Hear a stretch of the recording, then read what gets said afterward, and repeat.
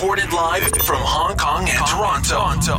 Let's go! This is the PR and Law Podcast. The PR and Law Podcast. Turn it up. With your hosts, Cam McMurchie and Ewan Christie. Welcome to episode 59 of the PR and Law Podcast. I'm your host, Cam McMurchie, along with Ewan Christie. Hello, Cameron. Ewan's an employment lawyer and partner at Duntroon LLP in Toronto, Canada, and is online at duntroon.law. I have a newsletter in Hong Kong about PR called digitalbitspr.com. If you enjoy the podcast, please tell a friend, and you can follow us on social media. That's LinkedIn, Twitter, Instagram, and Facebook, and subscribe to our YouTube or SoundCloud channels if you so prefer. Plus, our newsletter, PRLawPodcast.Club. Ewan, what's happening? Cam, Canada, we won the World Hockey Championships. I don't know if you've been following this. Yeah, I think our listeners might not even be aware much about the Hockey Championships, but we were, Canada obviously has been pretty good at this whole ice hockey thing, but we got off to a bad start over there, but it looks like we made up for it. I think we lost to some pretty lowly teams at the beginning. Yeah, lost the first 3 games, and snuck into the playoffs, and won the gold in overtime. Yeah. I mean, I didn't watch it, but, I sort of feel it's just one of those things, right? By default, whenever Canada does anything impressive in hockey, you have to feel that sort of patriotic sense of, well, hey, good for us. Because that's supposed to be the thing that we're good at, right? Yeah. I do. You know what I'm following this year, Ewan? I am totally digressing here off our main subject, but the Toronto Blue Jays, they actually have a very good team, or a decent team this year, and I've actually been watching them from time to time. And what's interesting, I guess people who don't follow sports, I mean, the pandemic has had a big impact, obviously, on sports, although, people are coming back into the arenas and the stadiums. But those teams in Canada, up until a few hours ago, were not able to cross the border. So, a lot of the Canadian-based teams have been playing out of the United States. This is happening in soccer and baseball. But I saw an alert, Ewan, yesterday or last night, Hong Kong time, that said the border is actually going to open up for sports teams in Canada. Well, I don't know for all sports teams. I know that for the NHL playoffs, that the government issued a special exemption for hockey players to travel to the States for the playoffs. So there you go. Some progress. Anyway, Ewan, let's get into it. Continue the debate with us on social media. Join us on LinkedIn, Facebook, Twitter, and Instagram at PR Law Podcast. All one word, PRLAW Podcast. Send us your questions now by email to askus@PRLawPodcast.com. That's all one word, askus@PRLawPodcast.com. Or on social media with the hashtag PRLawPod. That's hashtag PRLAWPOD. Okay, Ewan, I understand that we are going to take a look at one of the more divisive and hotly debated issues these days, working from home. Yeah, that's right. In a sort of roundabout way, I suppose. Well, I read this article last week, Cam, by a prominent employment lawyer arguing that employees better get ready for getting back in the office and back to business as usual, whether they like it or not. And, I just came away from that article thinking, I don't know that that's really how things are going to go. So I thought, why don't I sort of dig into this and do a little bit of research? Well, I came across some rather interesting evidence, Cam, that would strongly suggest that a fundamental shift in the employer-employee relationship is going to occur post-pandemic. We're getting into it already. And the first issue, Cam, is a demographic shift. And this is kind of crazy. So according to the U.S. Census Bureau, for the first time on record in 2020, population growth for Americans between the ages of 20 and 64 actually shrank in the U.S. Wow. Okay, that's a big deal. It is. And the U.S. is currently experiencing the lowest birth rate in U.S. history. So, I mean, you think about those two issues, and then, according to a report prepared by MC, they're a labor market data company, based in the U.S., the U.S. market is currently facing a labor shortage of 6 million workers. Well, Why is that? Well, one of the reasons is that 3 million baby boomers left the workforce in 2020, and often from senior level positions, which are, typically the most difficult to fill. And I mean, I had to sort of laugh at that one, Cam, because I know, you and I we're in our early 40s. How long have you had to listen to this whole spiel of, oh, don't worry, the baby boomers, they're going to retire and you're going to be able to walk into these fantastic, fantastic positions. I mean, I've been hearing that probably as far back as high school. It looks like it may finally be starting to happen. Yeah, it's it's not something I ever really expected to happen, only because nobody ever walks into like these nice new positions easily, no matter what. But I also think, I was talking to somebody about this just the other day when we were talking again about people getting older. I think it was when Phil Mickelson won the PGA Championship actually a couple weekends ago at the age of 50, the oldest age that anybody has done that. People who are older, or the boomers now who are into their 60s and even 70s, they're oftentimes very sharp and still fit and still capable of work. And I can see why they hang on to it. I do think in 2008 there was a lot of wealth destroyed, although we're in the longest economic expansion in history at the moment. So I think a lot of that should have come back and then some. Yeah, I don't know. It's a long process, and I'm even now I'm not holding my breath for it. Right. Yeah. Well, a good point. Well, all of this to say, Cam, that in the United States, and this isn't just a U.S. issue, there was a report in Saturday's Globe and Mail, this is Canada's national newspaper, indicating that Canada is also likely to face a similar sort of labor shortage this summer. I saw a report in The Guardian talking about labor shortage in the UK. This is a problem. And it's resulting in sort of a fundamental shift in the power dynamic between employer and employee. And I think that power dynamic is going to fundamentally change the employment relationship as we know it. So, there's a report in the New York Times earlier this week. The share of job postings advertising no experience necessary is up 2/3 over 2019 levels. The share of roles promising a starting bonus has doubled, and 49% of organizations with predominantly blue-collar workforces found it hard to retain workers, and that's up from 30% pre-pandemic. So, what does all of this mean? Well, I think really what it means is that, this notion or this idea that, hey, we're going to go back to business as usual, and employers, when they tell their employees, hey, you've got to come back to work and get back to the status quo, that they're just going to do that willingly. Well, a lot of the evidence strongly suggests otherwise. It suggests that I think employees are going to have far more bargaining and negotiating power in terms of looking for new roles, retaining the roles that they currently have, seeking more flexible work arrangements, higher wages, better benefits. The list goes on and on and on here, Cam. Yeah, I suspect, and the pandemic, it's still technically happening, although in many parts of the world, you can sort of see the end in sight. And so people are already thinking sort of post-pandemic, and I can tell you, that's the thinking in China as well, this post-pandemic economy. But I do think, we're coming out of this. It's almost going to be almost 2 year long pandemic, right? It really hit in Western countries in March last year. We're already into June the following year. And kind of coming out of the trauma and coming out of sort of the upheaval that the pandemic has caused, I do think that its impacts and ramifications are going to be extensive in so many areas of life. And I think one of the most transformational will be, the workplace.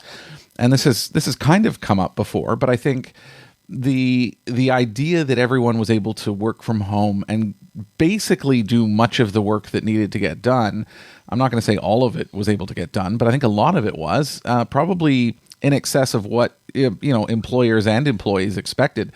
the impact of that's going to be huge. I mean, it's people who didn't join the commute, who didn't, spend money on gas and lunches when they could make something at home because they're working at home. Like all of these kind of small things is going to sort of change the way that we think about work. And I think right now this is only starting, right? Because only now are people in North America sort of heading back to the office.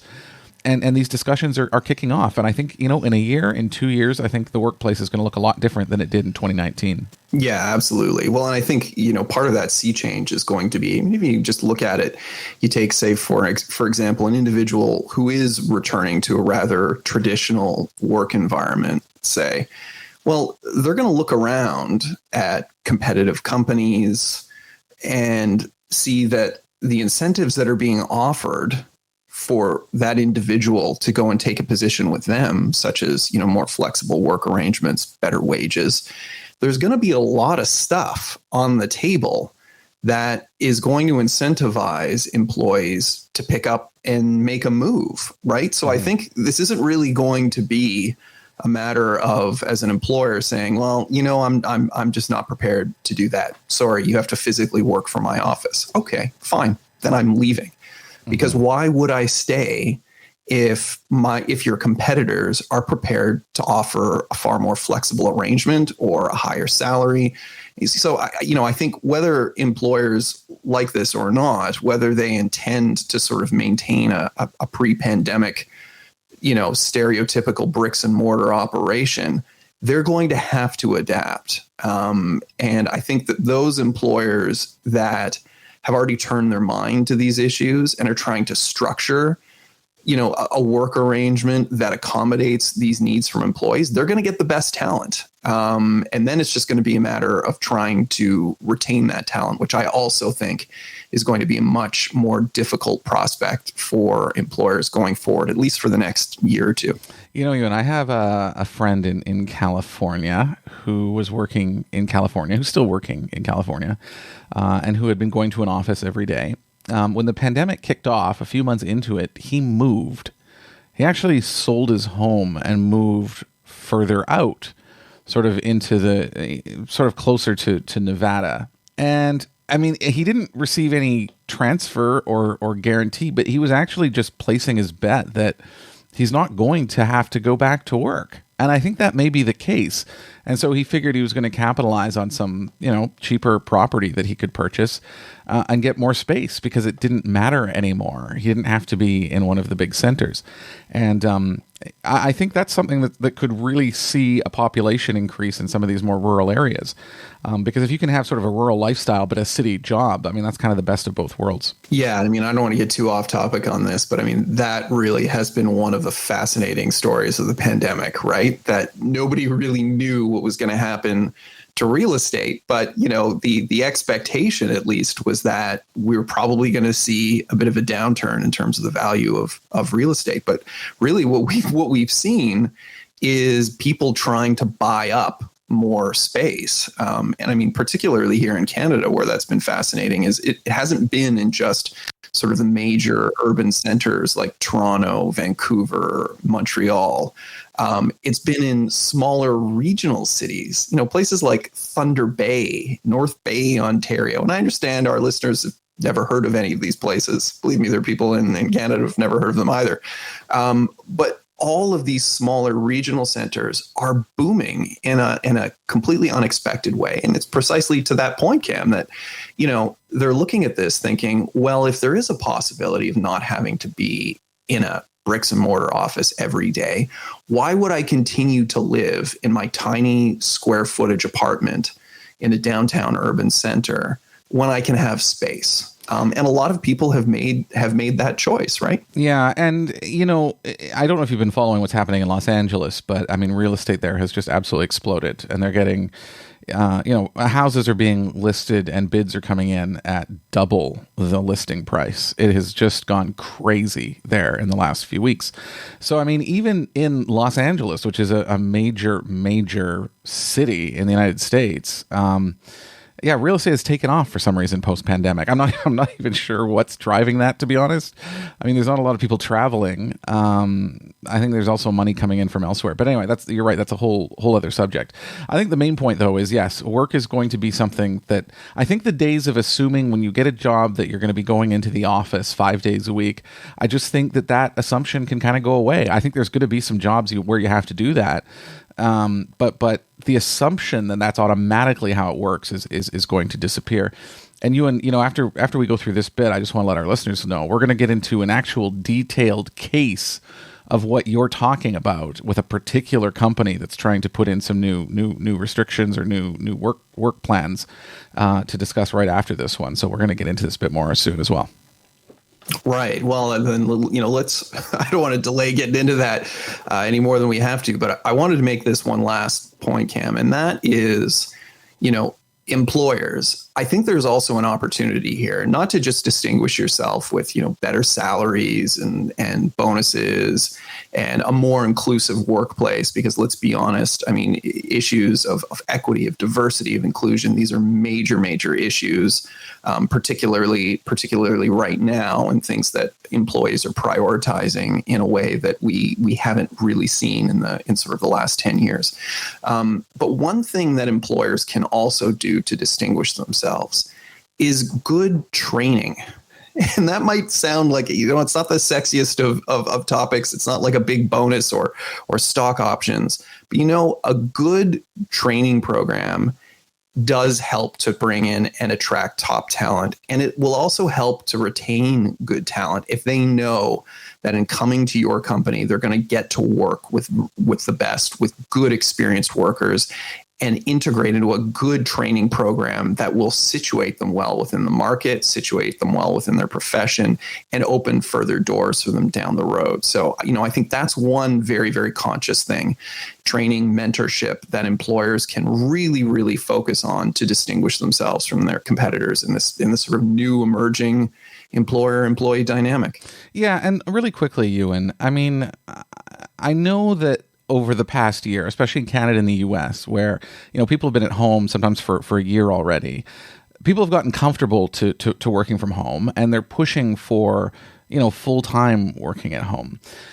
But in the last year and a half, I mean, nobody has gone into the office, right? Like in many parts of North America, there's been a total lockdown. And so even if you're working from home, all of your peers are also working from home, and so it kind of makes sense. Do you think that if as we move into this new world where there are more people going into work, I mean, the lockdowns will be lifted, there will be more commerce, sort of more outside interaction. Do you think people will begin to miss that? Because I think that was easy to pass up when everybody is not in the office.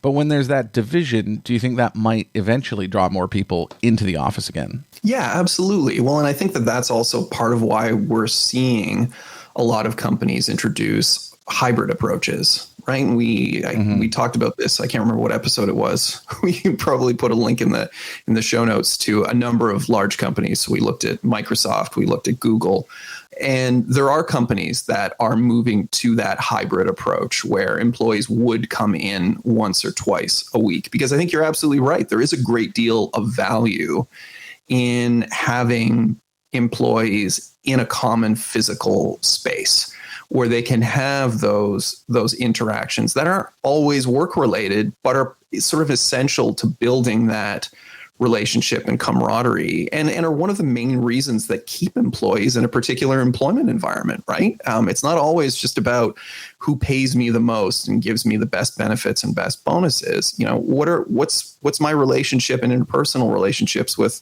the employees that I work with? And I think in continuing to maintain those, at least some physical interaction, face-to-face interaction in an office space is going to continue to be very, very important and valuable to a lot of companies. Show your support to the PR and Law podcast by making a one-time donation or setting up a subscription with us on Patreon. Every little bit helps us keep the lights on and bring the show to you each week. If you'd like to chip in, please visit PRLawPodcast.com. That's PRLawPodcast.com. Click support the show. Thanks for helping us out. All right, Ewan. Well, continuing on this subject, I wanted to get into Apple. You know, we talked about them a couple of weeks ago on its sort of China practices, and I want to get into them again today because I think that some steps that they took this week kind of illustrate what you're talking about, sort of on a macro level. So, I mean, earlier last week, Apple came out with an announcement for their own staff, basically saying that they have adopted, a more balanced sort of work-home life schedule. And as part of that, employees would be expected to come into the office in Cupertino on Monday and Tuesday and Thursday of every week, but they could work from home or work remotely on Wednesday and Friday. And I mean, this is actually a big change for Apple, which has, I guess, traditionally been quite assertive in requiring all of their employees to actually be at the office 100% of the time. So it actually earned some kudos in some of the media coverage over the decision. However, it was only 48 hours later that the staff came back and said, no way, this is not at all what we would like to do. It's interesting, Ewan, because in some of the coverage, and this did get quite a bit of coverage, because a few of the staff wrote a letter, a lengthy letter to Tim Cook, on this subject. But further to what you were, making the case earlier, there's a survey that's been widely cited in some of these articles stating that, almost 40%, so 39% of those who responded would consider quitting their jobs if not allowed to work from home, which again is sort of what you were talking about. And other tech companies have already also kind of embraced this. So Microsoft and Google have a 2 or 3 day week in the office, but it's much more flexible in terms of how those days are divided up, and your own department or your line manager can help make those calls. Whereas the investment banks like Goldman Sachs, JP Morgan, Netflix technology, they've already said they want their workers back 100% of the time. And McKinsey, which you're familiar with, Ewan, has basically said 9 out of 10 companies will be combining remote and on-site working. So, what Apple has announced is pretty mainstream, I would say.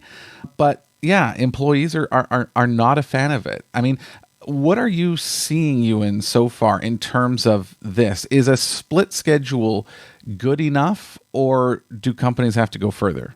Yeah, great question. I mean, it really is sort of industry specific. I think, most of what we've seen in Canada so far is there does seem to be a push. And again, we're sort of still very early stages in terms of reopening, right? I mean, we're still largely in lockdown. I mean, there's a crazy outbreak of the pandemic in Manitoba currently.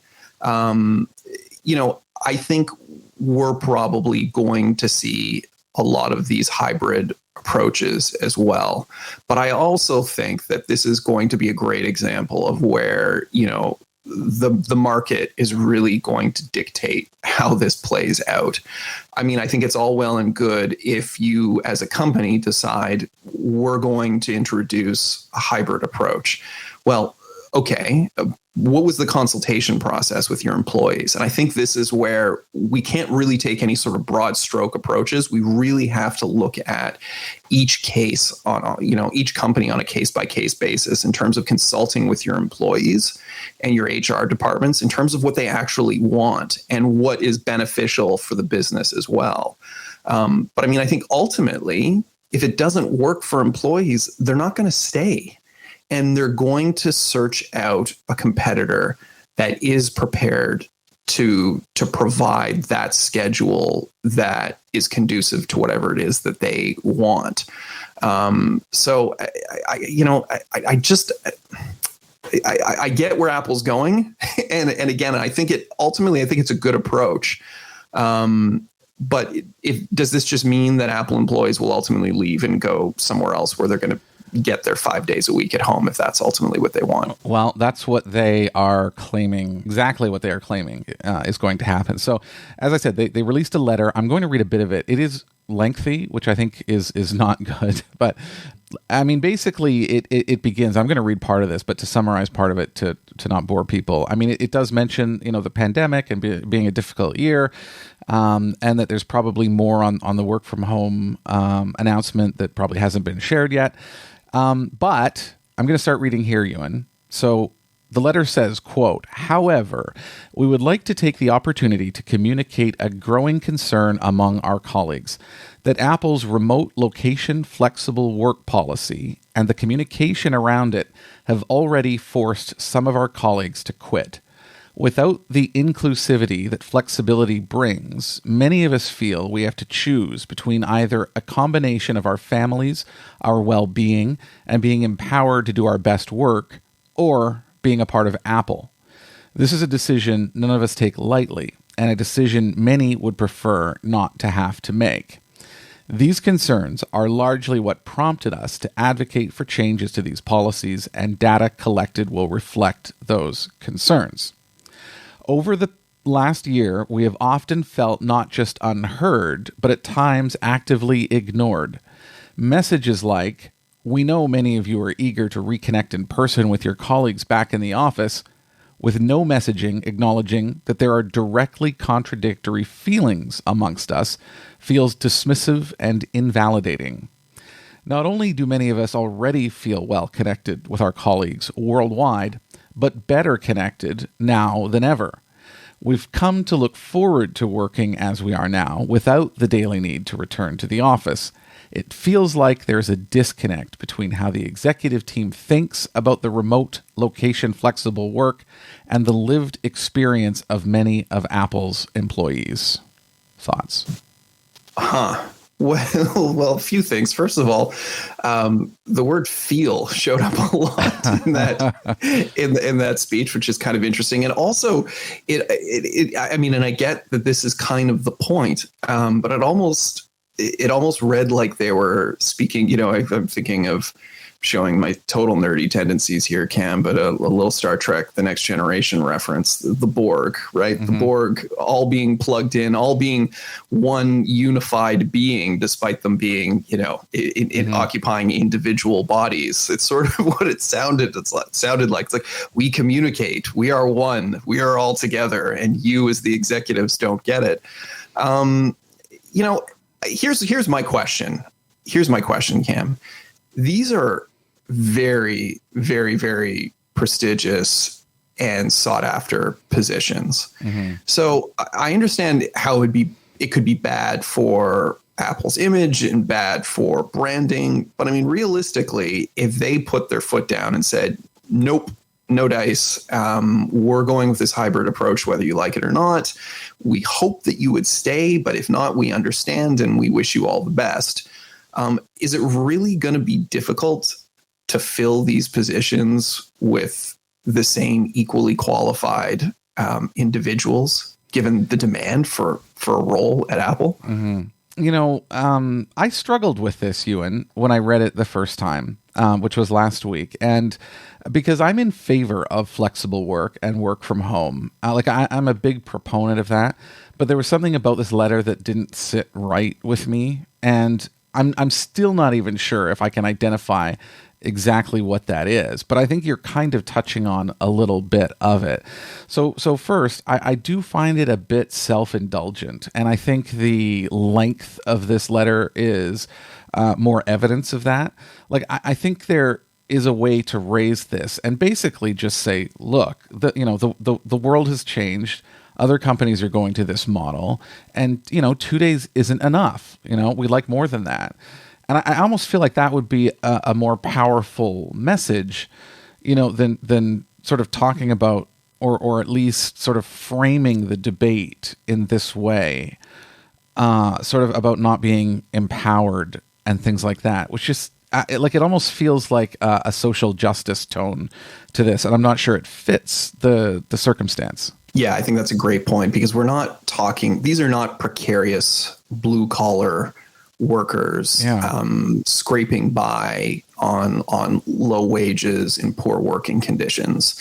So, not to suggest that they don't have an argument as workers and aren't entitled to make their feelings known. I think it's good that they're doing that. There's that word "feel" and feelings again. Mm-hmm.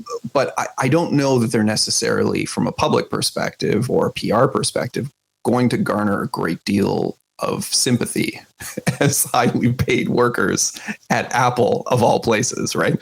Right. And I'm going to get into their actual demands here, Ewan. So I'm going to wrap this up. So the letter says, quote, almost all of us have worked fully remote for over a year now, though the experience arguably would have been better less one pandemic. We have developed 2 major versions of all our operating systems, organized 2 full WWDCs, which is the developers conference, introduced numerous new products, transitioned to our own chipsets, and supported our customers with the same level of care as before.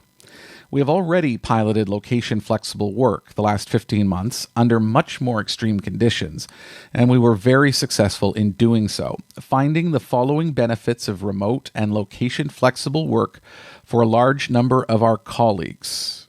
Bullet 1, diversity and inclusion in retention and hiring. Number 2, tearing down previously existing communication barriers. Number 3, better work-life balance. Number 4, better integration of existing remote location-flexible workers. And number 5, reduced spread of pathogens. Those were the benefits of the arrangement. Here's what they're asking for, Ewan. Quote, we have gathered some of our requests and action items to help continue the conversation and make sure everyone is heard. We are formally requesting that Apple considers remote and location-flexible work decisions to be as autonomous for a team to decide as are hiring decisions. Number 2, we are formally requesting a company-wide recurring short survey with a clearly structured and transparent communication feedback process at the company-wide level, organization-wide level, and team-wide level, covering topics listed below. We're formally requesting a question about employee churn due to remote work be added to exit interviews. We are formally requesting a transparent, clear plan of action to accommodate disabilities via on-site, off-site, remote, hybrid, or otherwise location-flexible work. And we're formally requesting insight into the environmental impact of returning to on-site, in-person work and how permanent remote and location flexibility could offset that impact. Again, thoughts, Mr. Employment Lawyer? Wow. Well, there's a lot to unpack there. Look, I mean, I don't think all of this stuff is bad. No. You know, examinations around diversity and inclusion, issues of disability, this stuff is all very, very valuable and important. And I mean, I don't work at Apple. I don't presume to know what due diligence they have done around these issues. But if it has been inadequate, then Apple should step up. They certainly are in a financial position to do so. Why not? So, I think some of these issues, this should be easy as the company to turn around and say, okay, hey, we will address some of these concerns, but some of these concerns we're not going to address. And I think ultimately what's going to happen here, this is going to be a push comes to shove sort of issue. I think as a company, clearly they are prioritizing a hybrid approach where they will ultimately compel workers to come back. And I think that if those workers ultimately decide they're not going to play ball in that regard, then Apple's position, I suspect, is going to be, well, we're sorry. We think that we're going above and beyond. And here's the other thing. When you look and you compare their approach to other tech companies, it's not as though what they're suggesting and recommending is so removed from their competitors. In fact, it's entirely consistent with what a number of their competitors are doing. And it's above and beyond what the situation was pre-pandemic. So they can very easily, and I'm sure you and I could work together on putting together a statement, Cam, but something to the effect of, we have listened, we have addressed your concerns. This is part of where this hybrid approach comes from, because we agree with you that, the environment can be more efficient. It can be more productive, more conducive to a strong, healthy employer-employee relationship than what it has been in the past. As such, we are moving to this hybrid approach, and we will look at equity and diversity within the company. We will look at diversity and inclusion. We'll look at disability issues. We will take all of these things into account. I mean, this sort of seems like a bit of a no-brainer from Apple's perspective in terms of how to fix this. I just don't think that employees are ultimately going to get the end result that they want. Yeah, I'm pretty on board with what you're saying. You're right. I mean, on the surface or at face value, there's nothing wrong with these requests. And actually, I mean, we could talk at length about it's the company's sort of diversity and inclusion policies, accessibility, et cetera, because there's quite a bit there actually to go over. What I wonder though, Ewan, and this is something I genuinely don't know, which is, I mean, I do think, and as we've touched on multiple times here, that work is going to change. There's going to be more flexibility, more work from home. But I wonder a year or two from now, are we end up going to settle on a hybrid approach, or having everybody back 100% of the time? Because I know, like, we haven't had the work from home in Hong Kong or China or Asia in general the way you have had there in Canada and the US, right? So, I mean, I was home last February, March, April, but then I was back in the office again until November. And we've basically been in the office this entire year already in Hong Kong. So, but I remember after the month or 2 months of working at home, when the edict came down that said, okay, it's back to work Monday, that sucked. Like, I didn't like seeing that message, and it was a bummer. And I was getting work done at home, and there was that feeling of why is this something we have to do? But, within a couple of days, it was almost like I had never worked from home. I was fully back into the swing of things, just as they normally were. And I wonder if that is going to happen in some of these cases where people just kind of just get used to it again and start coming in more often. Yeah, I think you're right. On a long enough timeline, this is going to work itself out one way or another. But you raise a very good point. In 2 years' time, are we going to see the same kind of demand for working from home as what we're seeing now? Maybe not. But I think there's sort of two main buckets here, Cam. Sort of bucket number one, I think, of in terms of issues related to the pandemic, of we're working from home because we have to. From a safety perspective, and there's good reason to do so. But that's not necessarily considering all of the other very, very valuable and constructive reasons to continue to work from home, 2 years from now, 10 years from now, many of which are being raised by these Apple employees, but a number of which, are not, or I didn't hear, or perhaps, it's just in the longer version of the letter, but, issues such as, access to childcare, or being able to have more time with your children if you're working from home, particularly young children. And there's advantages to that, as we've discussed, that it doesn't remove either mothers or fathers from the work environment. They can continue to remain productive and employees while also being caregivers, which you can't do when you have to physically be in an office. So, there's lots of other perks to continuing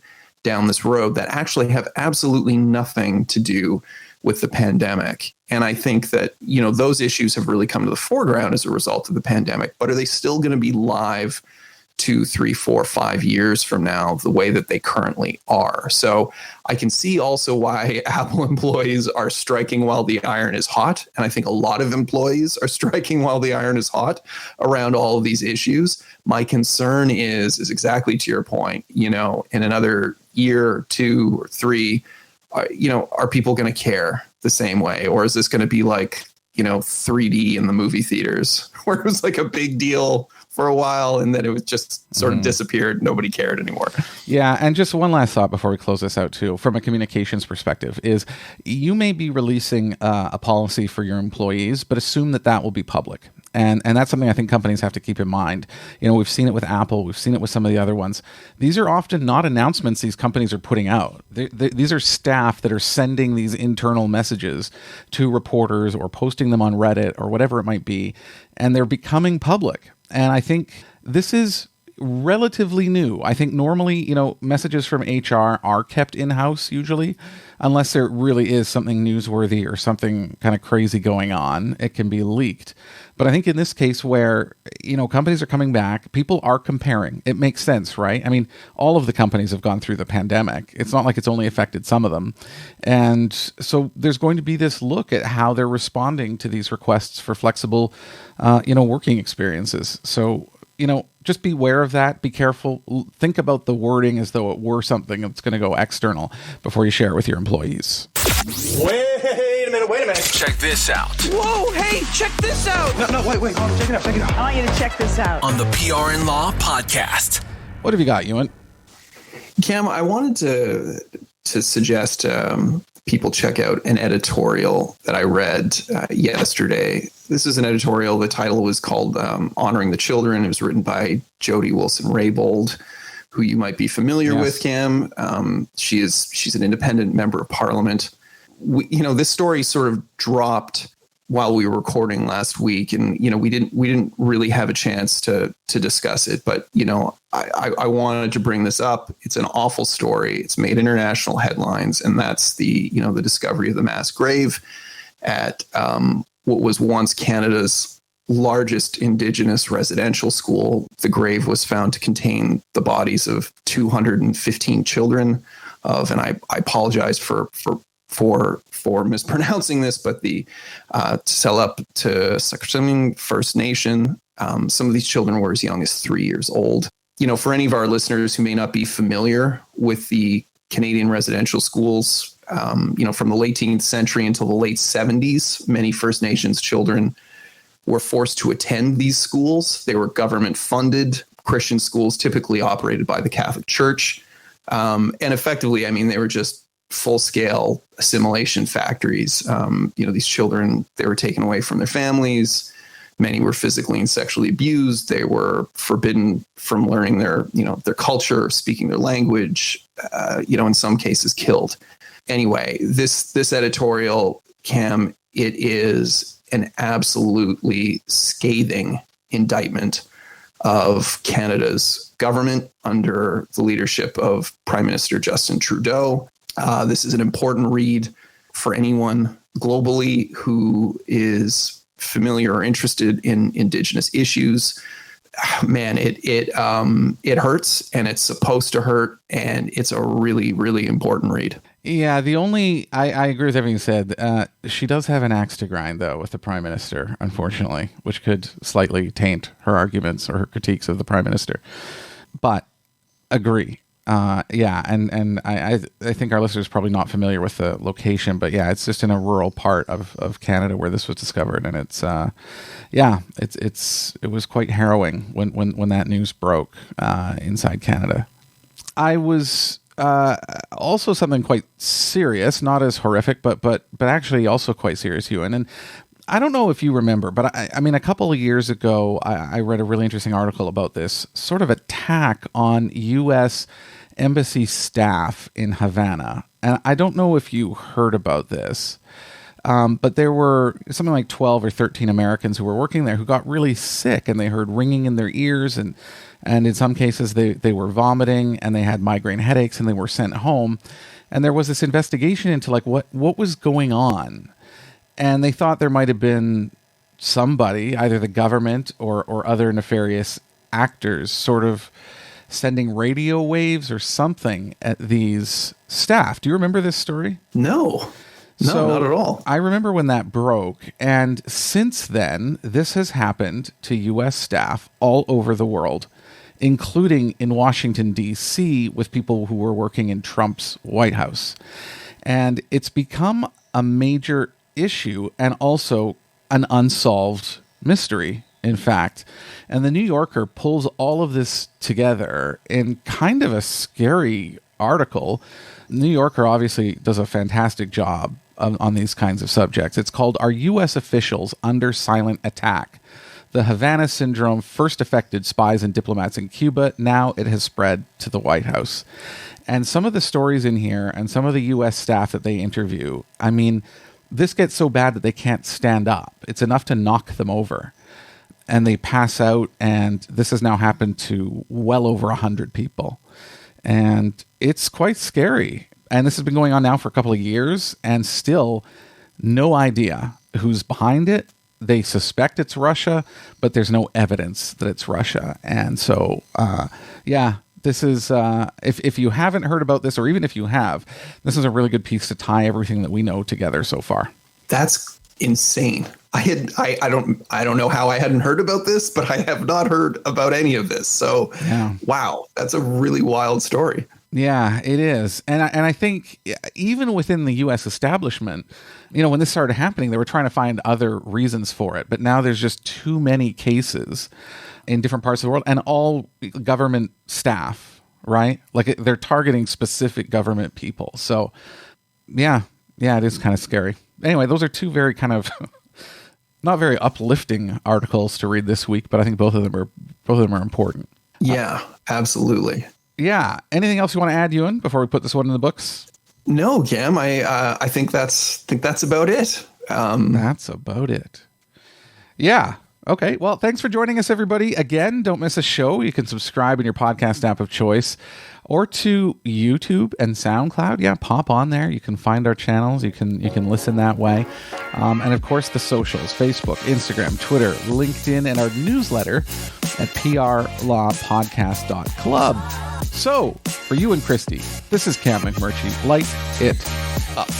This has been the PR and Law Podcast with Cam McMurchie and Ewan Christie. If you enjoyed the show, please share it with a friend or leave a review. You can also join us on LinkedIn, Twitter, Instagram, and Facebook by following our account at PR Law Podcast. That's all one word, PRLAW Podcast. Thanks for your support.